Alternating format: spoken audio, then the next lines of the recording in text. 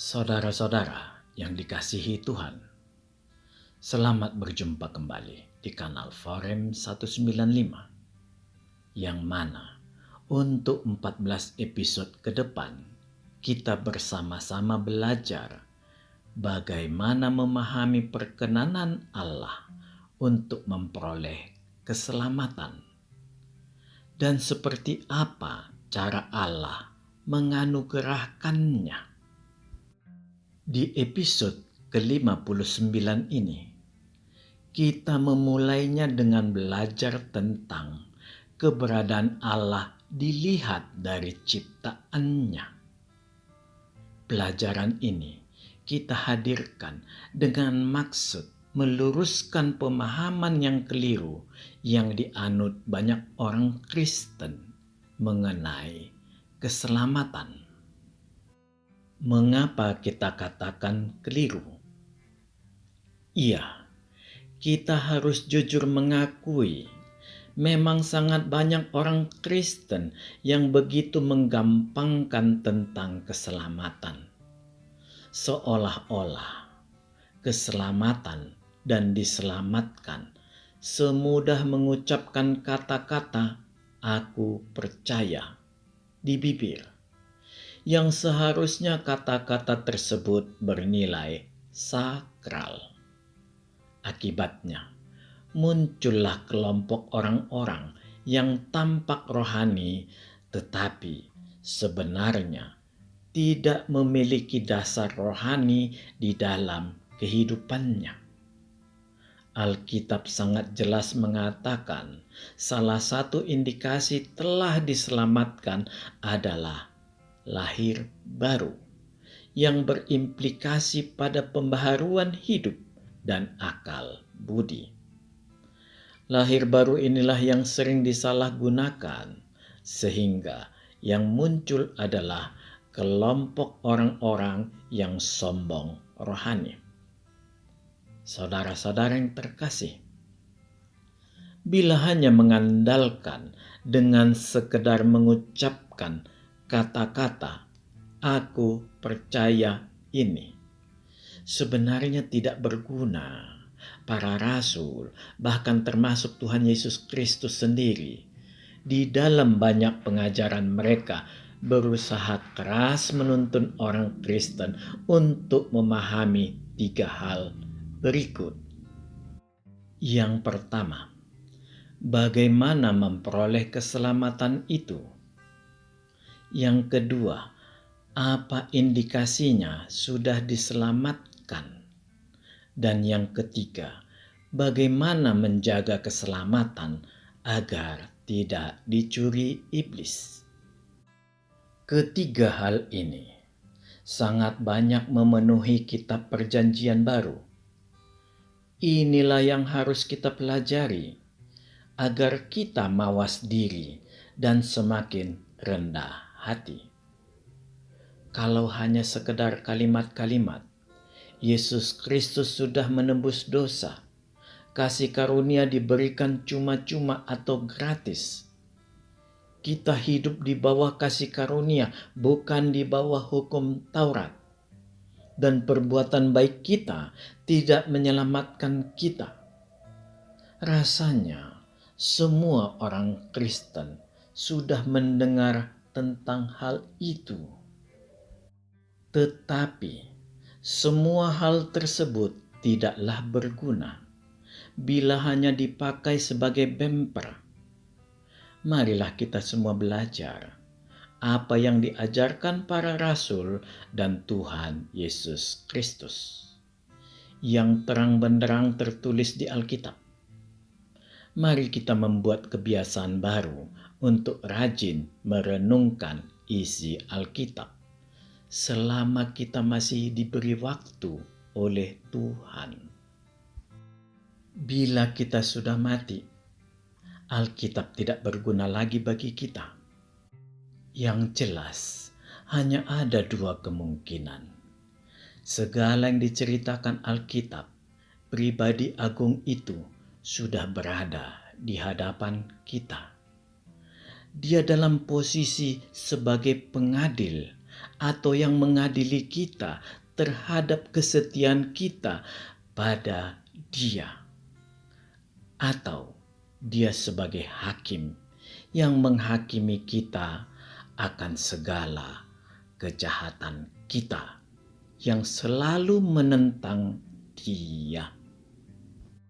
Saudara-saudara yang terkasih, Alkitab sendiri dengan jelas mengatakan di Yohanes 3 ayat 16, karena kasihlah Allah menyelamatkan kita, dan juga dengan jelas tertulis di sana, hanya bagi yang percaya. Percaya inilah syarat mutlak yang dikehendaki Allah. Bila dikatakan gratis, memang gratis atau cuma-cuma, karena Allah tidak memerlukan apa-apa.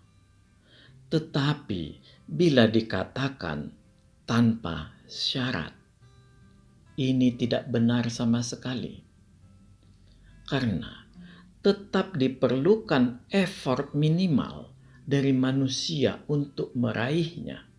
Sebagaimana dikatakan di Yohanes 3 ayat 16, yaitu percaya.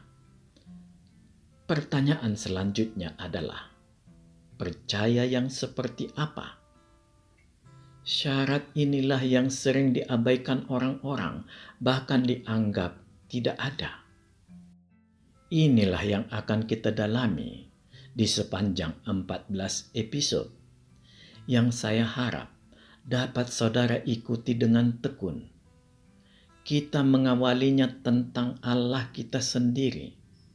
Seperti apa Allah, bagaimana keberadaan Allah, mengapa Dia menyelamatkan, bagaimana Dia menyelamatkan, dan apa yang harus kita lakukan untuk memperoleh perkenanannya akan keselamatan itu serta menjaganya. Marilah kita belajar bersama secara berurutan untuk menguatkan fondasi pemahaman kita yang akan semakin mendalam.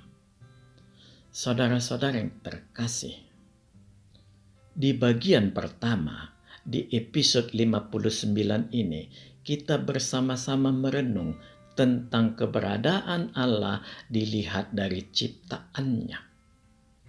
Dalam perenungan kita ini, kita melihat bukti-bukti keberadaan Allah untuk menjawab kalangan ateis dan universal yang menentang tentang eksistensi Allah. Bila ada pertanyaan sederhana diajukan ke kita semua, adakah Tuhan di dunia ini? Sebuah pertanyaan yang sebenarnya sangat simpel, akan tetapi tetap membutuhkan keseriusan untuk menjawab. Sebenarnya, jawaban atas pertanyaan ini ada 3. Bila dilihat dari 3 kelompok manusia secara umum. Yang pertama, kalangan ateis. Mereka akan menjawab dengan singkat, Tuhan itu tidak ada. Karena tidak ada sesuatu pun yang dapat menjadi bukti akan keberadaan Tuhan. Hanya sampai di sini jawabannya. Mereka tidak akan pernah mau berargumen lebih dalam. Mengapa seperti itu? Karena hati kecilnya sebenarnya meragukan jawabannya sendiri. Dari kalangan pemuka agama sudah sangat banyak menjawab penolakan kalangan ateis ini. Mereka memberikan ilustrasi-ilustrasi tentang angin yang tidak dapat dilihat, tetapi terasa ada. Memberi gambaran mengenai ketidakmampuan kita menahan pertumbuhan hidup. Pertumbuhan atau kehidupan di dalam tingkat sel yang tidak bisa kita amati, yang tidak bisa kita lihat. Tetapi kita sangat yakin ada proses yang berlangsung di dalam yang tidak mampu kita hentikan, walau hanya sekejap. Dan banyak contoh-contoh lainnya. Dalam tanda kutip, ketidakmampuan kalangan pemuka agama untuk lebih meyakinkan membuat semakin banyak penganut ateis ini. Yang kedua, kalangan penganut universal. Kalangan ini percaya akan adanya sesuatu yang menciptakan dunia ini dan yang memeliharanya. Kalangan ini tidak memakai istilah Tuhan, tetapi memakai istilah dalam tanda kutip sesuatu. Sesuatu itu memungkinkan alternatif bahwa manusia diciptakan oleh suatu komunitas yang berteknologi jauh di atas manusia. Bahkan memungkinkan suatu pendapat bahwa manusia sebenarnya sekarang ini hidup di dalam sebuah program komputer. Jadi, hanya salah satu program di dalam komputer. Sebenarnya, kelompok ini lebih fair atau lebih jujur dari para kalangan ateis karena mereka memiliki argumen. Ketidakmampuan kelompok penganut universal ini adalah menjawab dalam tanda kutip sesuatu yang seperti apa yang mampu menguasai seluruh ilmu pengetahuan. Di sini harus kita artikan seluruh ilmu pengetahuan, jadi bukan sekedar teknologi. Mengapa demikian? Ternyata alam semesta dengan seluruh isinya tidak diatur dengan teknologi. Bila kita amati dengan seksama dan langsung secara aplikatif, prosentase teknologi bisa kita pastikan 0%. Saudara-saudara yang terkasih, bila kita amati secara seksama, ternyatalah alam semesta ini diatur dengan seluruh hukum-hukum. Sekali lagi saya katakan seluruh hukum secara terus-menerus. Bahkan hukum-hukum yang belum kita temukan sama sekali, tetapi efeknya ada. Yang lebih unik, hukum yang mengatur alam semesta ini adalah hukum yang sangat mendasar, sangat dasariah sekali. Bila dianalogikan hidup bagaikan di dalam komputer, ternyata pendapat ini tidak bisa dipertanggungjawabkan.